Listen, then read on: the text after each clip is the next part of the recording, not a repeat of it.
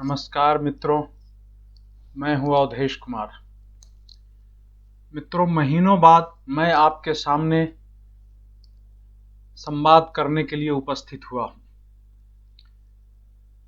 आप में से अनेक को पता होगा, अनेक को नहीं भी पता होगा कि मैं अपने स्वास्थ्य समस्याओं में बुरी तरह उलझा हुआ था और पिछले 7-8 महीने अत्यंत ही त्रासदी भरे जीवन रहे हैं।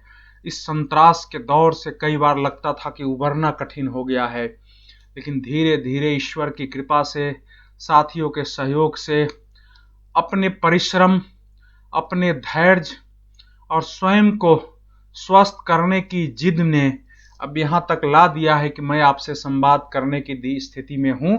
हालांकि अभी पहले की तरह तेवर, पहले की तरह सारे विचार, तथ्य वो सब लाना जरा कठिन है। फिर भी मेरी कोशिश है कि धीरे धीरे मैं पहले की अवस्था में आ सकूं।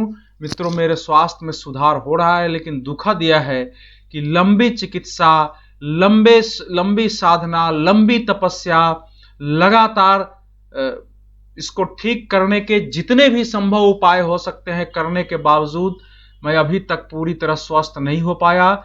मेरी मूल परेशानी पेट की थी। टेस्ट रिपोर्ट में कुछ भी ऐसा नहीं था जिससे मुझे चिंता होनी चाहिए थी, लेकिन मैं स्वस्थ नहीं हो रहा था। आज अनेक मित्र अलग अलग प्रकार के सुझाव देते हैं। मैं सबसे कहना चाहता हूं कि जो कुछ आप सुझाव दे रहे हैं उन सब का पालन पहले से करके अनुभव लिया जा चुका है। जिस तरह का आप इलाज बता रहे हैं वो सब इलाज लगभग कराया जा चुका है। सबसे ज्यादा समय एलोपैथ को दिया, योग में भी दिया, फिर स्वयं भी जो लोग जैसे बताते रहे उसके अनुसार अपने विवेक से थोड़ा बहुत अंतर से वो भी करता रहा।